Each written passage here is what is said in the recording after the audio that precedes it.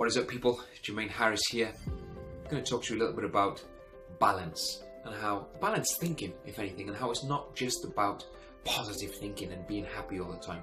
I was having this conversation at an empowerment team building training I completed this morning, and there's a common mistake and misconception about me that I'm happy all the time and positive all the time and up all the time. Because in reality, of course, just like you, I'm positive some of the time, I'm not positive some of the time. I'm happy about some things and sad about others. My philosophy is based and rooted in the idea that we can develop a skill set to bring us back into balance.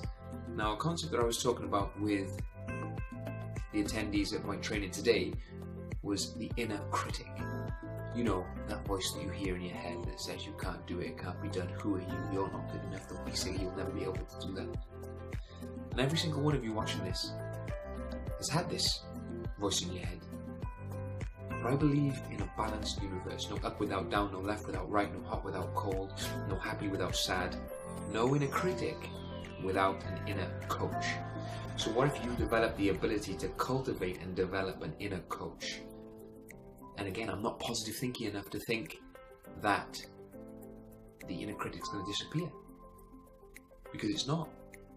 But what if you could bring yourself back into balance and you had a voice in your head that said, of course you can, you go do that. Remember when you did this? Remember when people said you couldn't do that and you did?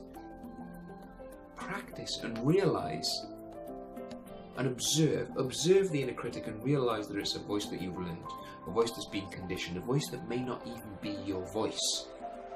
And then develop the strength and the power to balance that out with the true you, the inner coach, the voice that knows you can, the voice that knows that you can learn to get there if you work hard, work smart, and do what you need to do. I hope this is making sense so far. The idea that by cultivating, because you've already learned all the conditioning, all of the life, all of the challenges, all the ups and downs, all the people that said you couldn't do it, you've already been conditioned and you've already got this inner critic. But I want you to develop that inner coach and practice it. And then you'll be able to bring yourself back into balance and not be weighed down by one voice that simply says you can't do it, because you would have practiced, cultivated a voice that says that you can. And this is something that I share on a lot of my trainings and in most of my talks as well, because it's actually a useful idea and it isn't just blind positive thinking. It's about bringing ourselves back into balance. See you very soon.